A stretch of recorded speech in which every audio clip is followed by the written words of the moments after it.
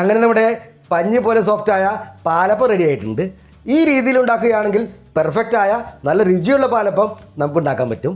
പണ്ട് നമ്മുടെ വീടുകളിൽ അമ്മച്ചിമാർ ചെയ്തിരുന്ന ഒരു സൂത്രം തന്നെയാണിത്. ഈ വീഡിയോ മുഴുവനായിട്ട് കണ്ട് നിങ്ങളിതൊന്ന് ട്രൈ ചെയ്ത് നോക്കണം. പാലപ്പം ഉണ്ടാക്കാനായിട്ട് നമ്മളിവിടെ 200 ഗ്രാം തൂക്കം വരുന്ന 1 കപ്പ് പച്ചരി നന്നായി കഴുകി 6 മണിക്കൂറോളം കുതിരാൻ വെച്ച ശേഷം വെള്ളം ഊറ്റിക്കളഞ്ഞ് ഒരു മിക്സിയുടെ ജാറിലെടുത്തിട്ടുണ്ട്. ഇതിലേക്ക് നിങ്ങൾ ഏത് പാത്രത്തിലാണോ അരി അളന്നെടുത്തത് അതിൽ അരപ്പാത്രം, അതായത് 1/2 കപ്പ് തേങ്ങ ചിരവിയത് ചേർക്കാം. അതേ അളവ് പാത്രത്തിൽ അരയളവ്, അതായത് 1/2 കപ്പ് വെളുത്ത അവൽ ചേർക്കാം. എല്ലാത്തിൻ്റെയും കൃത്യമായ തൂക്കം ഞാൻ സ്ക്രീനിൽ എഴുതി കാണിക്കാം. നൈസായ അവലാണ് നമ്മളിവിടെ എടുത്തിരിക്കുന്നത്. അവലിന് പകരം 1/2 കപ്പ് ചോറോ അല്ലെങ്കിൽ കപ്പി കാച്ചിയോ നിങ്ങൾക്ക് ചേർക്കാവുന്നതാണ്. ചില പച്ചരിയുടെ പ്രത്യേകത കൊണ്ട് പാലപ്പത്തിന് പശമ കൂടുതലായി തോന്നുകയാണെങ്കിൽ അടുത്ത തവണ ഉണ്ടാക്കുമ്പോൾ അവലിൻ്റെയും ചോറിൻ്റെയും അളവ് കുറയ്ക്കാവുന്നതാണ്. ഇതിലേക്ക് നിങ്ങളുടെ ഇഷ്ടമനുസരിച്ച് 1-2 ടേബിൾ സ്പൂൺ പഞ്ചസാര ചേർക്കാം. ഞാനിവിടെ 2 ടേബിൾ സ്പൂൺ പഞ്ചസാര ചേർക്കുന്നുണ്ട്. ആവശ്യത്തിന് ഉപ്പ് ചേർക്കാം. ഞാനിവിടെ 1/4 ടീസ്പൂൺ ഉപ്പ് ചേർക്കുന്നുണ്ട്. ഇതിലേക്ക് 1 നുള്ളു ഈസ്റ്റ് ചേർക്കാം. ഈസ്റ്റ് വളരെ കുറച്ച് മതി. ഒരു ചെറിയ ടീസ്പൂണിലാണ് ഞാനിത് കാണിക്കുന്നത്.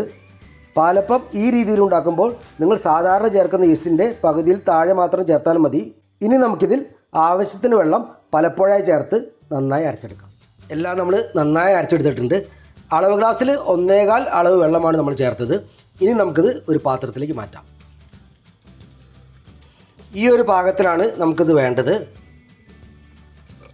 ഞാനിവിടെ ഇപ്പോഴെടുത്ത അരി അടക്കമുള്ള എല്ലാ ചേരുവകളും ചേർത്ത് ഒരു പ്രാവശ്യം കൂടി അരച്ച് ചേർക്കുന്നുണ്ട്. മാവ് കൂടുതൽ വേണ്ടവർക്ക് ഇതുപോലെ ചെയ്യാവുന്നതാണ്. ഇനി നമുക്ക് മാവ് കുറച്ച് നേരം ഒരു കയ്യിൽ കൊണ്ട് കോരി ഒഴിക്കാം. ഇതുപോലെ പൊക്കി കോരി ഒഴിക്കണം. മാവിൽ വായുകുമിളകൾ രൂപപ്പെടാനാണ് ഇങ്ങനെ ചെയ്യുന്നത്. ഈ സമയത്ത് ഉപ്പ് നോക്കിയിട്ട് ആവശ്യമുണ്ടെങ്കിൽ ചേർത്ത് കൊടുക്കാം. ഏകദേശം 2 മിനിറ്റ് നേരം ഇങ്ങനെ ചെയ്താൽ മതിയാകും. ഇനി നമുക്കിത് പുളിക്കാൻ വേണ്ടി വെക്കാം. അതിനായിട്ട് നമുക്കൊരു പാത്രത്തിൻ്റെ 3/4 ഭാഗത്തോളം വെള്ളമെടുത്ത് ചൂടാക്കാം.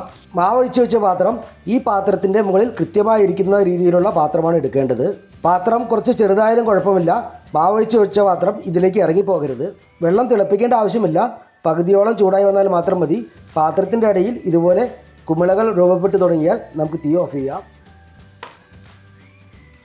താഴെ ടൈലായ കാരണം വെള്ളത്തിൻ്റെ ചൂട് പെട്ടെന്ന് പോകാതിരിക്കാനാണ് ഞാനിത് പലകയുടെ മുകളിൽ വെച്ചത്. ഇതിൻ്റെ മുകളിലേക്ക് മാവ് ഒഴിച്ച് വെച്ച പാത്രം വെച്ച് കൊടുക്കാം. മാവ് നമുക്ക് മൂടി വയ്ക്കാം. ചെറിയ ചൂട് കിട്ടിയാൽ അധികം ഈസ്റ്റ് ചേർക്കാതെ തന്നെ മാവ് നന്നായി പുളിച്ചു വരും. ആദ്യമൊക്കെ നമ്മുടെ വീടുകളിലുള്ള വിറകടുപ്പിനടുത്താണ് മാവ് പുളിക്കാൻ വേണ്ടി വെച്ചിരുന്നത്. അതിന് പകരമാണ് നമ്മൾ ഇങ്ങനെ ചെയ്യുന്നത്. തണുപ്പുള്ള രാജ്യങ്ങളിൽ മാവ് പുളിപ്പിച്ചെടുക്കാൻ ബുദ്ധിമുട്ടുള്ളവർക്കും ഇങ്ങനെ ചെയ്യാവുന്നതാണ്. തണുപ്പ് കൂടുതലുള്ള സ്ഥലങ്ങളിൽ കട്ടിയുള്ള തുണി കൊണ്ട് പൊതിഞ്ഞു വയ്ക്കുന്നത് നല്ലതാണ്. ഇനി നമുക്കിത് കാലാവസ്ഥ അനുസരിച്ച് 6 മണിക്കൂർ മുതൽ 10 മണിക്കൂർ വരെ ഇങ്ങനെ തന്നെ വയ്ക്കാം. മാവ് നമ്മൾ റെസ്റ്റ് ചെയ്യാൻ വെച്ചിട്ട് ഇപ്പോൾ ഏകദേശം 8 മണിക്കൂർ കഴിഞ്ഞിട്ടുണ്ട്. മാവ് നന്നായി പൊന്തി വന്നിട്ടുണ്ട്.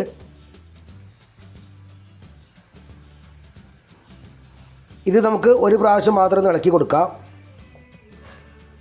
ഇനി നമുക്ക് അപ്പം ഉണ്ടാക്കാം.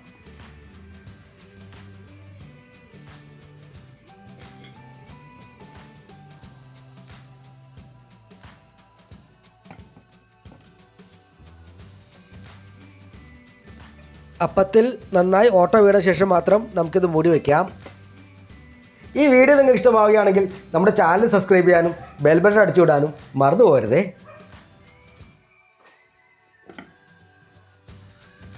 ഇങ്ങനെ നമുക്ക് എല്ലാം ചുട്ടെടുക്കാം. അങ്ങനെ നമ്മുടെ പഞ്ഞി പോലെ സോഫ്റ്റായ പാലപ്പം റെഡി ആയിട്ടുണ്ട്. ഈ രീതിയിൽ ഉണ്ടാക്കുകയാണെങ്കിൽ പെർഫെക്റ്റായ നല്ല രുചിയുള്ള പാലപ്പം നമുക്ക് ഉണ്ടാക്കാൻ പറ്റും. പണ്ട് നമ്മുടെ വീടുകളിൽ അമ്മച്ചിമാർ ചെയ്തിരുന്ന ഒരു സൂത്രം തന്നെയാണിത്. ഈ വീഡിയോ മുഴുവനായിട്ട് കണ്ട് നിങ്ങളിതൊന്ന് ട്രൈ ചെയ്ത് നോക്കണം. എന്നിട്ട് എന്നോട് അഭിപ്രായങ്ങൾ പറയണം. മറ്റൊരു വീഡിയോയുമായിട്ട് ഞാൻ വീണ്ടും വരാം.